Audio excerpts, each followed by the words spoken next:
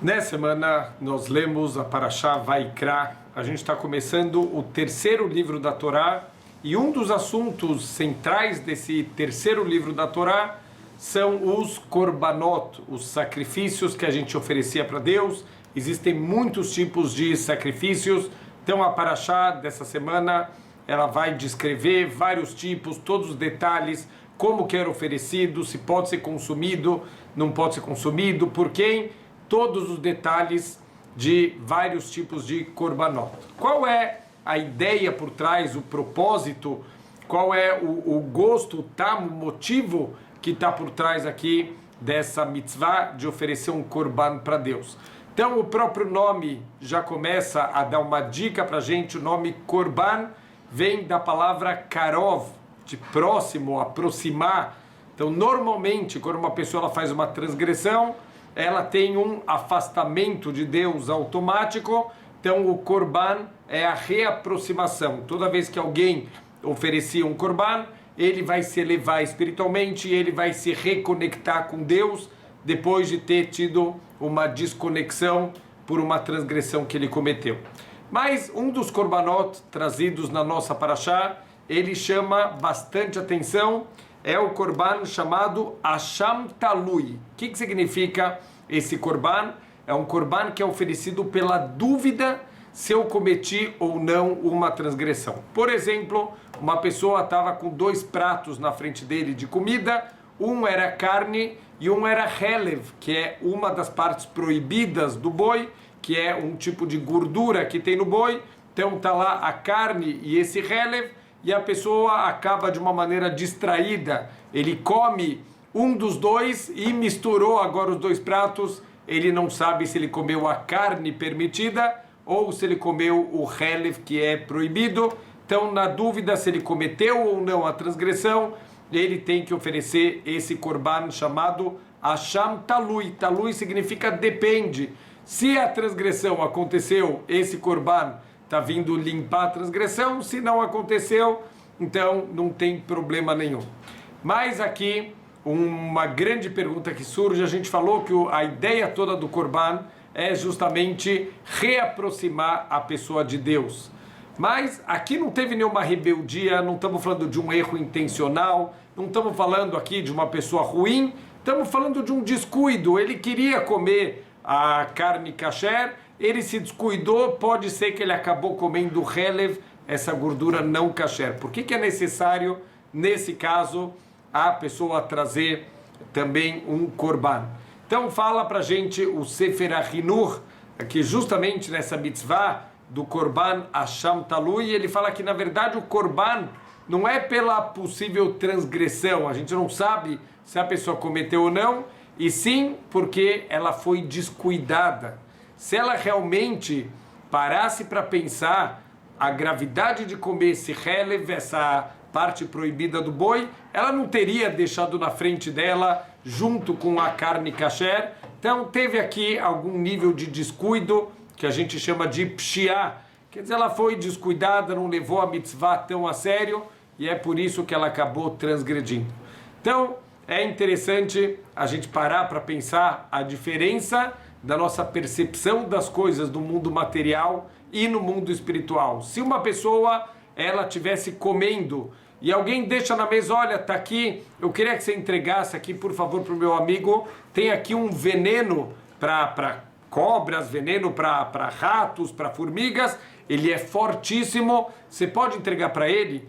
Alguém deixaria isso do lado da comida, correndo o risco que talvez caiu na comida? Ou pior ainda, se alguém falasse, olha, eu tenho dúvida, eu não tenho certeza, eu vi alguém pingando alguma coisa na sua comida, eu não sei se era o ketchup ou se foi o veneno aqui das formigas que pingaram na sua comida. Aqui na dúvida, será que alguém comeria isso? Certeza que não. Por quê? Porque a gente sabe as consequências de um envenenamento. Deus nos livre, uma pessoa que passou por um envenenamento pode ter consequências graves para o resto da vida, pode até mesmo chegar a morrer. Então a gente sabe o que é um envenenamento. Mas, espiritualmente falando, uma pessoa que, sem querer, ela misturou carne com leite, mas ela comeu essa carne com leite, ou ela sem querer comeu alguma coisa que não era kasher. A gente tem que saber que da mesma maneira que tem um envenenamento material, quando a gente come um veneno, existe um envenenamento espiritual quando a gente come coisas que são proibidas. Tudo que a Torá falou para a gente não comer, se a gente está comendo isso, a gente está se envenenando espiritualmente. Mas a gente vê que na kashrut, na alimentação, a gente acaba sempre procurando leniências. Ninguém vai ser leniente de maneira nenhuma em relação ao veneno físico, mas em relação ao veneno espiritual, a gente acaba sendo muito leniente. A grande pergunta é, por que essa diferença? Então, uma das respostas é que, obviamente, o mundo material ele é muito mais palpável, a gente sente, é uma coisa tangível, quanto o mundo espiritual é uma coisa que não é palpável. A gente pode até imaginar, mas a gente não está vendo. Todo mundo vê as coisas, as consequências do mundo material, mas a gente não vê as consequências das nossas transgressões. Se alguém pudesse ver a pessoa que acendeu uma luz no Shabat, que fez qualquer coisa proibida no Shabat, o que aconteceu com a alma dela, com os mundos espirituais, certamente ela nunca mais faria isso, mas a gente não consegue enxergar. Então, o que trazer o Corban ajudava nesse sentido? Ajudava porque a gente começa a trazer a transgressão, que é uma coisa não palpável, para um nível mais palpável, mais tangível. Olha, você tem que parar agora, você vai ter que levar um boi até o Beit HaMikdash, que ficava em Jerusalém. Então, às vezes, isso levava alguns dias de viagens. O Talmud fala que tem lugares em Eretz Israel que levava 15 dias de viagem para chegar até o Beit HaMikdash. Então, 15 dias para ir, 15 dias para voltar, mais o custo ainda, os gastos com a viagem, com o próprio Corban, quer dizer, perder o valor de um boi para ter que oferecer esse Corban, certamente agora está muito mais palpável a consequência. Mais do que isso, parte agora da oferenda do Corban, a pessoa que trazia o Corban, ele apoiava suas mãos sobre a cabeça do animal, ele fazia o vidui, ele tem que fazer a confissão da transgressão que ele fez e depois ele tem que ficar assistindo o momento do abate do animal e na cabeça dele vem a certeza que aquele animal está morrendo por causa dele, quer dizer, no lugar dele era para ele estar na situação lá do animal, mas Deus pela misericórdia salvou e desviou a morte para o animal e não para a própria pessoa, para que essa pessoa possa aprender e não voltar a fazer mais um ato como esse. Então, fica muito mais palpável agora, uma coisa que era só espiritual, que está no mundo dos pensamentos, agora o Corban traz isso também para o mundo material. Fora isso, também tem um conceito completamente equivocado das pessoas, de que Deus ele tem misericórdia de tudo, então ele passa por cima, não tem problema, fez uma coisa errada, vida que segue, não tem problema nenhum, e não é assim que acontece. Deus ele é misericordioso, ele perdoa, mas ele não passa por cima de graça das coisas. Para a gente consertar um erro que a gente fez, a gente precisa de um esforço. Olha só o esforço envolvido para levar o Corban, para oferecer o Corban. De novo, é tempo, é dinheiro, é esforço. Tudo isso mostra que Deus ele perdoa, mas não é simplesmente fazer e falar paciência, não foi nada e vamos seguir a vida, não.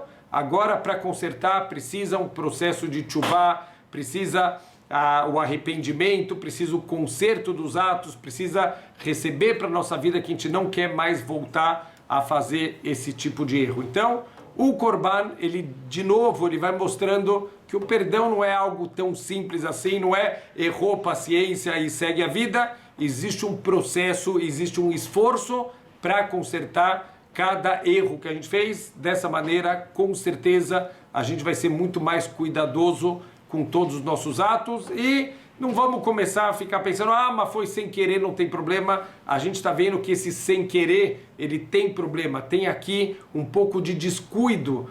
Toda vez que alguém faz um ato sem querer, ele não foi tão cuidadoso quanto ele deveria. Não estamos falando aqui de uma coisa acidental. Se é uma coisa acidental, uma força maior, a pessoa não tem que levar o Corban, porque aqui realmente não teve nenhuma parte de descuido. A pessoa não foi negligente no cumprimento da Torá e das mitzvot. Mas, no nosso caso, alguém que deixou um prato de comida não kasher do lado do prato de comida kasher, essa pessoa, infelizmente, ela foi extremamente negligente e descuidada, demonstrando que ela não se importava com as transgressões, então agora ela vai ter que pagar o preço do conserto desse descuido dela.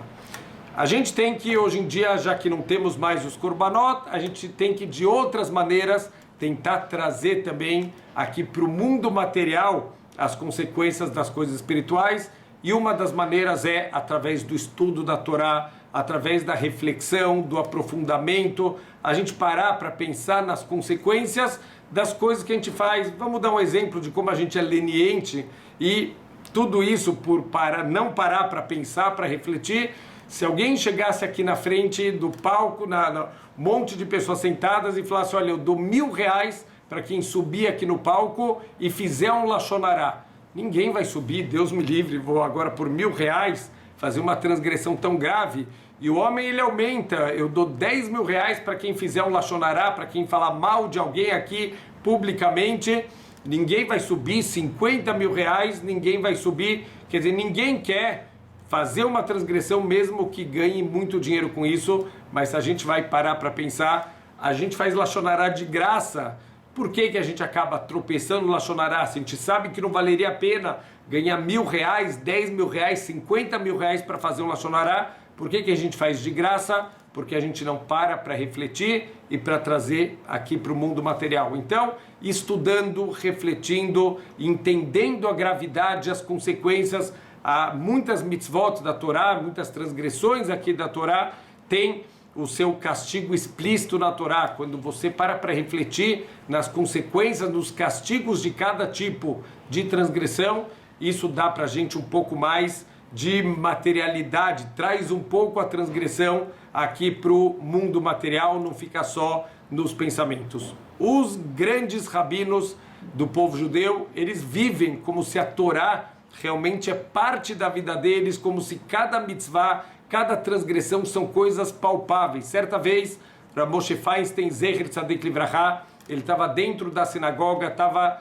terminando a reza, e vieram chamar ele lá dentro da sinagoga. Tem um telefonema para ele importante de fora dos Estados Unidos, uma ligação internacional. Naquela época, estamos falando de ligações que eram muito caras quando são chamadas internacionais. O Rav Moshe Feinstein, ele foi até a porta da sinagoga, mas ele não saiu, ele ficou esperando 1 minuto, 2 minutos, 3 minutos, e ninguém está entendendo o que está acontecendo. A pessoa que veio chamar ele já está escorrendo o suor, aqui ele está nervoso.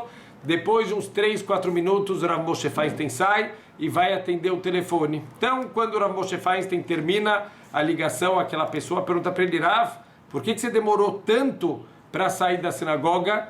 E o Rav Moshe Feinstein falou: porque eu não sei atravessar uma parede de tijolos. E a pessoa não entendeu o que aconteceu. Ele parou na frente da porta da sinagoga, ficou parado. Que história é essa de uma parede de tijolos? Então o Rav Moshe Feinstein deu um sorriso e explicou para a pessoa. Falou: você não percebeu, mas bem na porta da sinagoga tinha uma pessoa que ainda não tinha terminado a Amidá, a reza silenciosa, e tem uma alahá, tem uma lei que é proibido passar na frente de alguém que está fazendo Amidá, que ainda está rezando. Porque quando a pessoa está rezando, a presença de Deus está na frente da pessoa, você não pode interromper entre a pessoa e a presença de Deus. Então falou Rav Moshe Feinstein: para mim não tem diferença nenhuma uma transgressão e uma parede de tijolos. Eu não sei atravessar a parede de tijolos. Quando a pessoa terminou a reza dele, aí sim eu saí da sinagoga, porque aquela parede de tijolos, ela desapareceu. Então que a gente possa, da mesma maneira que o Corban, ele trazia aqui para o mundo material as consequências de cada transgressão, de cada erro que a gente fazia, que a gente possa, através do estudo, através da reflexão, entender a gravidade dos descuidos, a gente possa viver de uma maneira mais responsável, tomar cuidado com cada ato, e dessa maneira que a gente possa melhorar até Bezrat Hashem, a gente conseguir chegar na perfeição. Shabbat Shalom.